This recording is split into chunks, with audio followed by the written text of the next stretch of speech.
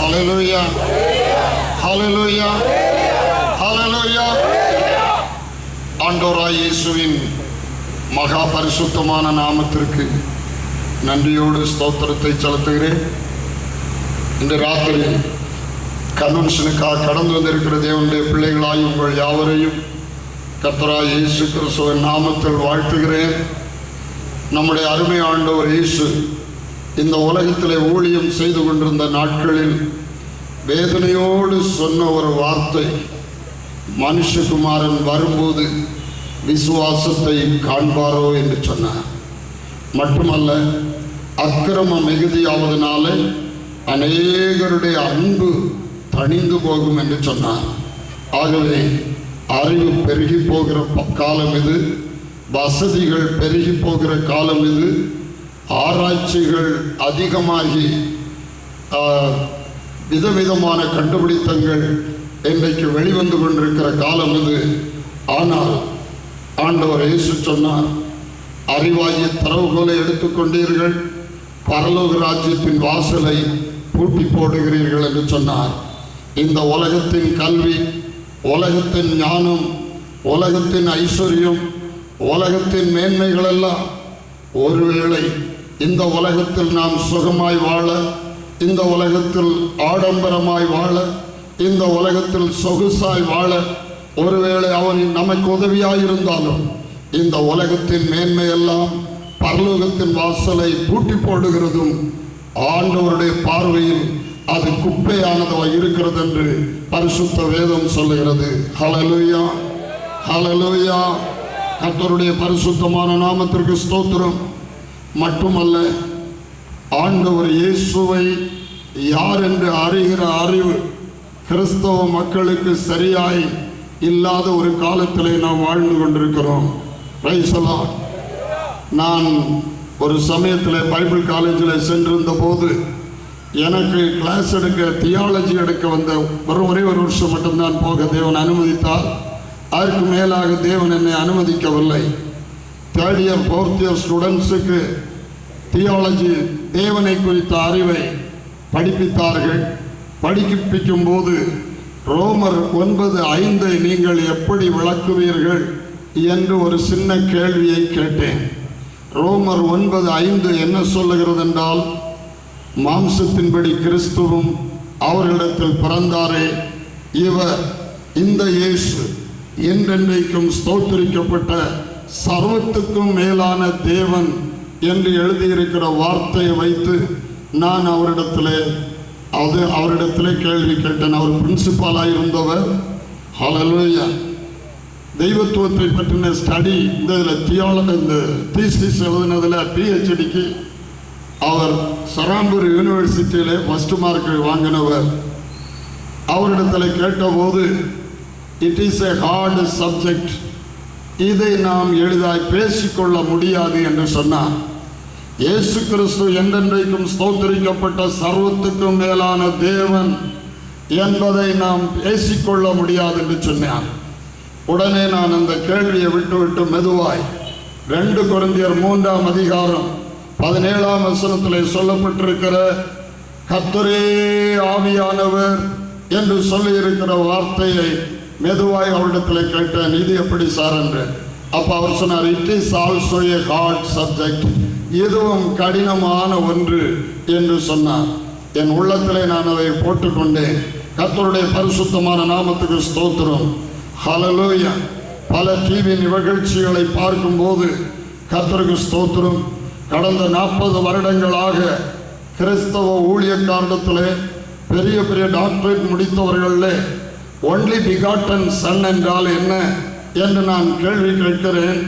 எந்த பெரிய தியாலஜியனாலும் எனக்கு சரியான ஆன்சர் கொடுக்க முடியவில்லை என்று சொல்லிவிட்டு, ஹல்லேலூயா, தேவனுக்கு ஒரு குமாரன் இருக்க முடியாது, தேவனுக்கு இணை வைக்க முடியாது என்கிறதான காரியங்களை அவர்கள் சொல்லி இயேசு கிறிஸ்துவை, ஹல்லேலூயா, இயேசு கிறிஸ்துவை தேவன் இல்லை என்கிற நிலைமையில் ஆக்கி மக்கள் நடுவிலே ஹல்லேலூயா அநேகர் பிரசித்தப்படுத்துகிறார்கள். ஆனால் தெய்வ மக்கள் என்று சொல்லக்கூடிய கிறிஸ்தவர்களால் இயேசுவை யார் என்று அறிய முடியாமலும் சொல்ல முடியாமலும் தெளிவாய் சொல்ல முடியாமல் இருக்கிறதை நானும் கவனிக்கிறேன். கர்த்தருடைய பரிசுத்தமான நாமத்திற்கு ஸ்தோத்திரம். இந்த 7 நாள் கூட்டங்களிலும் இயேசு கிறிஸ்துவை குறித்த ஆழமான காரியங்களை நாம் சிந்திக்க போகிறோம். கர்த்தருடைய நாமத்துக்கு ஸ்தோத்திரம். ஹல்லேலூயா. மார்க் எழுதின சுவிசேஷம் 14ஆம் அதிகாரம் 61 62ஆம் வசனத்தை நாம் வாசிக்கும் போது, பிரதான ஆசாரியனாகிய காய்பா இயேசுவை பார்த்து, நீர் தேவனுடைய குமாரனாகிய கிறிஸ்து தானா என்று கேள்வி கேட்டார். அப்பொழுது கர்த்தருக்கு ஸ்தோத்திரம், இயேசு, நீர் சொல்லுகிறபடிதான் நான் தேவனுடைய குமாரனாகிய கிறிஸ்து தான் என்று அவர் சொன்னார். உடனே காய்பா, இனி நாம் ஒன்றை கேட்க வேண்டிய அவசியமில்லை என்று சொல்லி தன் வஸ்திரத்தை கிழித்து கொண்டு, நாம் என்ன செய்யலாம், இவனுக்கு என்ன செய்யலாம் என்று பிரதான ஆசாரியன் கேட்டபோது எல்லாரும் சொன்னார்கள், இவன் மரணத்துக்கு பாத்திரனாய் இருக்கிறான், இவனை கொலை செய்ய வேண்டும் என்று, இயேசுவை கொலை செய்ய வேண்டும் என்று சொன்னார்கள். கர்த்தருடைய நாமத்துக்கு ஸ்தோத்திரம். இயேசு கிறிஸ்து தன்னை தேவனுடைய குமாரன் என்று சொன்ன எல்லா இடத்திலும் இயேசுவை கல்லறிய கல்லெடுத்தார்கள். இயேசு தன்னை தேவனுடைய குமாரன் என்று சொன்னபோது, நீ மனிதனாயிருக்க நீ உன்னை தேவன் என்று சொல்லுகிறபடியினால் நாங்கள் உன்னை கல்லறிகிறோம் என்று சொன்னார்கள். இயேசு கிறிஸ்து தன்னை தேவனுடைய குமாரன் என்று சொன்னதினால், நீ உன்னை தேவனுக்கு சமமாக்குகிறாய், நீ மனிதனாய் இருந்தும் நீ உன்னை தேவனுக்கு சமமாக்குகிறாய் என்று யோவான் எழுதின சுவிசேஷம் 5ஆம் அதிகாரம் 17-18 வசனத்திலே சொன்னார்கள். அல்லேலூயா.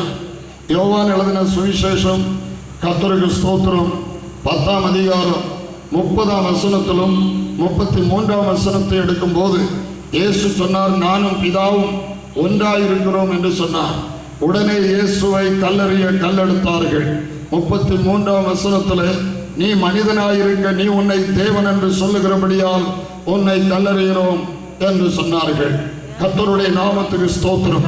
அப்படியானால் மட்டுமல்ல, அதே இயேசுவை குறித்து ரோமர்கள் நிருபம் 9ஆம் அதிகாரம் 5ஆம் வசனத்திலே நாம் வாசிக்கும் போது, பிதாக்கள் அவர்களுடைய ஹல்லேலூயா, மாம்சத்தின்படி கிறிஸ்துவும் யூத குலத்திலே ஒரு யூதனாக மனிதனாக அவர் பிறந்தாரே, இந்த கிறிஸ்து என்றென்றைக்கும் ஸ்தோத்திரிக்கப்பட்ட சர்வத்துக்கும் மேலான தேவன் என்று சொல்லப்பட்டிருக்கிறது. கர்த்தருடைய பரிசுத்தமான நாமத்துக்கு ஸ்தோத்திரம். ஸ்தோத்திரிக்கப்பட்ட தேவனுடைய குமாரன் எப்படி என்றென்றைக்கு ஸ்தோத்திரிக்கப்பட்ட சர்வத்துக்கு மேலான தேவனானார்? ஒரு மனிதன் இயேசு, கன்னிமரியாளின் வயிற்றிலே பிறந்த இயேசு எப்படி என்றென்றைக்கும் ஸ்தோத்திரிக்கப்பட்ட சர்வத்துக்கும் மேலான தேவன் ஆனார்? இதை அநேகரால் ஏற்றுக்கொள்ள முடியவில்லை, அநேகரால் பொறுத்து கொள்ளவும் முடியவில்லை. கர்த்தருடைய நாமத்துக்கு ஸ்தோத்திரம். ஆனால் இயேசு சொன்னார், ஞானமானது அதன் பிள்ளைகளால் அது யதார்த்தம் என்று ஒத்துக்கொள்ளப்படும் என்று சொன்னார். தேவனுடைய அன்பை ருசித்த மக்கள், இயேசு கிறிஸ்துவால் வருகிற உண்மையான ரட்சிப்பை வாழ்க்கையிலே சுதந்திரித்துக் கொண்ட மக்கள், இயேசு கிறிஸ்து அனுப்புகிற பரிசுத்த ஆவியை பெற்றுக்கொண்ட மக்கள், இயேசு கிறிஸ்து நேற்றும் இன்றும் என்றும் மாறாதவராய் அன்றைக்கு என்ன அற்புதங்களை செய்தாரோ அதை இன்றும் செய்து கொண்டிருக்கிறார் என்பதை வாழ்க்கையில் அனுபவிக்கிற மக்களுக்கு அது 100க்கு 100 சத்தியமான காரியமாயிருக்கிறது, மறக்க முடியாத உண்மையாயிருக்கிறது. நம்முடைய அருமை ஆண்டவர் இயேசு கிறிஸ்து அவர் நேற்றும் இன்றும் என்றும் அவர் மாறாதவராயிருக்கிறார். அவர் இன்றைக்கும் அற்புதங்களை செய்கிறார். கர்த்தருடைய பரிசுத்தமான நாமத்திற்கு ஸ்தோத்திரம் உண்டாவதாக. ஆகவே இயேசு கிறிஸ்துவை யார் என்று பரிசுத்த வேதம் என்ன சொல்லுகிறதோ அதை இந்த நாட்களிலே ஆழமாய் தெளிவாய் நாம் சிந்திக்க போகிறோம். கர்த்தருடைய பரிசுத்தமான நாமத்திற்கு மகிமை உண்டாவதாக. அப்போஸ்தலனாகிய பேதுரு 2 பேதுரு 3ஆம் அதிகாரம் 18ஆம் வசனத்திலே சொல்லும் போது, நீங்கள் நம்முடைய கர்த்தராகிய இயேசு கிறிஸ்துவின் கிருபையிலும் அவரை அறிகிற அறிவிலும் வளருங்கள் என்று சொல்லுகிறார். இயேசு கிறிஸ்துவை அறிகிற அறிவிலே கிறிஸ்தவ மக்கள் வளருவதற்கு அவர்கள் வாஞ்சிக்கவில்லை. இயேசு கிறிஸ்துவை அறிகிற அறிவிலே, சத்தியத்திலே